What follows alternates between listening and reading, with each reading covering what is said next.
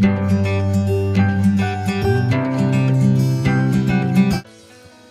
Everyone सोबिस lifestyle Assam चेनेलर अन्य एटा recipe भिडिओলৈ আপোনালোকক পুনৰবাৰ স্বাগতম জনাইছো। আজি মই লৈ আহিছো আটা দি বনোৱা এই ৰেচিপি ভিডিওটো বহুতে সোৱাদ হয়। মই এই বিস্কুটটো কেৰাহীত বনাইছো, কোনো ওভেনত মই বনোৱা নাই। ওভেনতো আপোনালোকে বনাব পাৰে, কিন্তু মই এই বিস্কুটটো কেৰাহীত কেনেকৈ বনাব পাৰি সেইটো মই আপোনালোকৰ ওচৰত দেখুৱাম। তেতিয়া হলে বলকচোন ভিডিওটো মাজলৈ আগবাঢ়ো। এয়া মই এটা মিক্সি বাতিলৈ 4 চামুচ চেনি দিলো চাহ চামুচেৰে।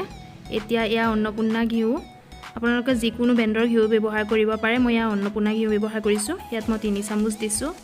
এয়া ৰিফাইন মই 2 চামুচ দিম, চাহ চামুচেৰে 2 চামুচ। এতিয়া ভালদৰে মই পিচি ল'ম। এয়া পিচি হৈ গৈছে, এনেকুৱা হ'ব লাগিব চাওকচোন। এতিয়া মই মিশ্ৰণখিনি বেলেগ এটা পাত্ৰত উলিয়াই ল'ম। মই ইয়াত পিছতে চেনিখিনি গোটা ব্যৱহাৰ কৰিছিলোঁ, আপোনালোকে প্ৰথম মিহি চেনিটো ব্যৱহাৰ কৰিব পাৰে। এয়া মই আটা দিছোঁ 1 কাপ, এয়া আশীৰ্বাদ আটা হয়। এয়া বেচন দিছোঁ আধা কাপ, এয়া ইলাইচি পাউডাৰ। এতিয়া দি ভালদৰে চালি ল'ম। চালনীত চালিলে বেছি ভাল, গোটেই মিশ্ৰণখিনি মিক্স হৈ যায়। এতিয়া গোটেই মিশ্ৰণখিনি ভালদৰে সানিম মই। হাতেৰে সানিলে বেছি ভাল হয়, সেইকাৰণে মই হাতেৰে সানিছোঁ। এতিয়া মই মিশ্ৰণখিনি আকৌ 2 চামুচ ঘিউ এড কৰিছোঁ। শুকান ভাৱটো বেছি আছিলে, সেইকাৰণে আকৌ ঘিউ 2 চামুচ এড কৰিছোঁ। টোটেল মই ইয়াত 5 চামুচ ঘিউ এড কৰিছোঁ। মিশ্ৰণটো এনেকুৱা হ'ব লাগিব চাওকচোন। এয়া মই মুঠা হৈ গৈছে, হাতেৰে ভালদৰে মুঠিব। এয়া চাওকচোন, এইদৰে হ'ব লাগিব।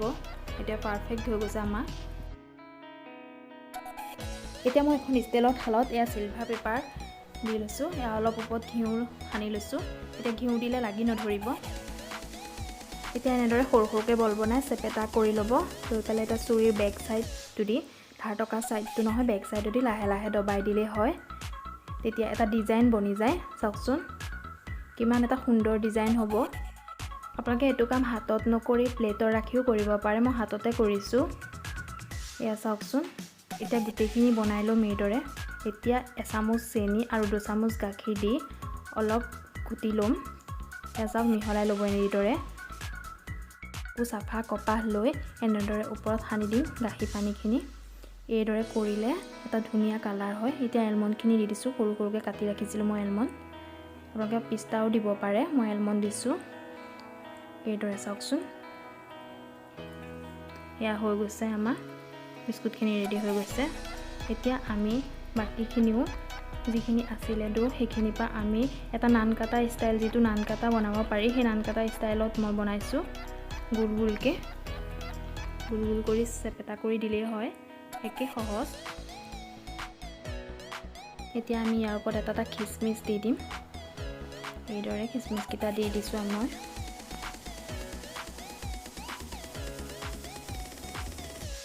এয়া ৰেডি হৈ গৈছে। এতিয়া এখন কেৰাহীত এয়া মই অলপ নিমখ দিলোঁ। এয়া ষ্টেণ্ড এডাল দি দিছোঁ। এতিয়া 10 মিনিটৰ বাবে ঢাকন মাৰি দিম।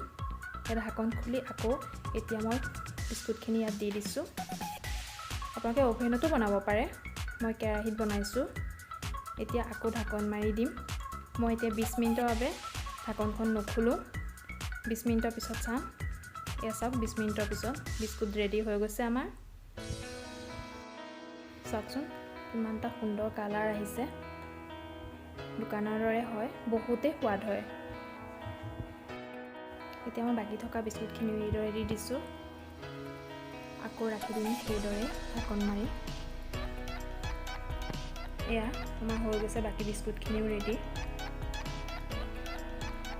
এয়া চাওকচোন,